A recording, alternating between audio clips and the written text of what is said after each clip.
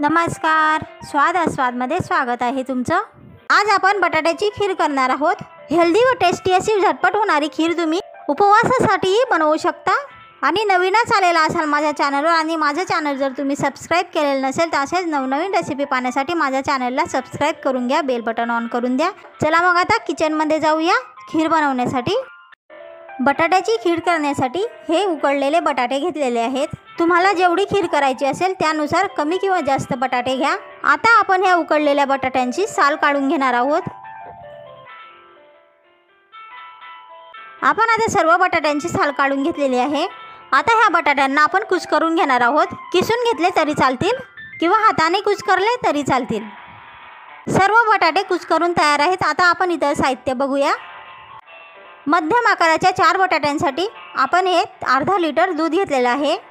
हे साजूक तूप म्हणजेच गावरानी तूप घेतलेलं आहे। तुम्हाला जर वनस्पती तूप वगैरे वापरायचं असेल तर तुम्ही वापरू शकता। तुम्हाला खीर जेवढी गोड हवी असेल त्यानुसार साखर घ्या।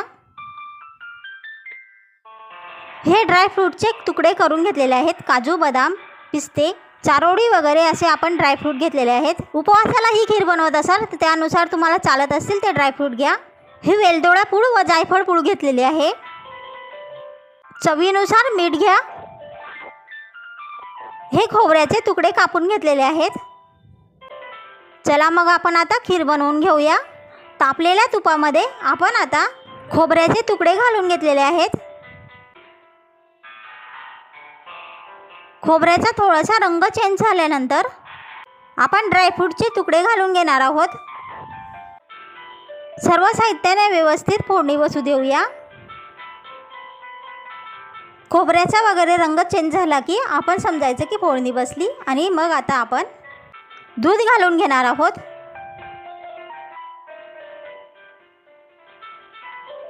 साखरही घालून घेऊ, मीठ घालून घेऊ।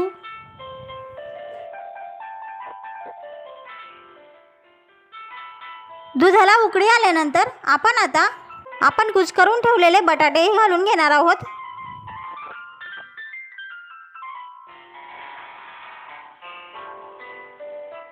आता सर्व साहित्य आपण मिक्स करून एकजीव करून घेणार आहोत।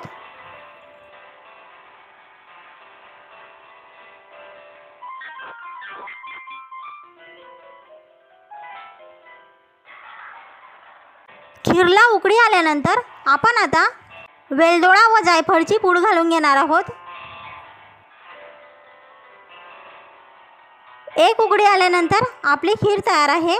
नक्कीच करून बघा। झटपट होणारी, उपवासासाठी चालणारी, हेल्दी व टेस्टी अशी बटाटा खीर।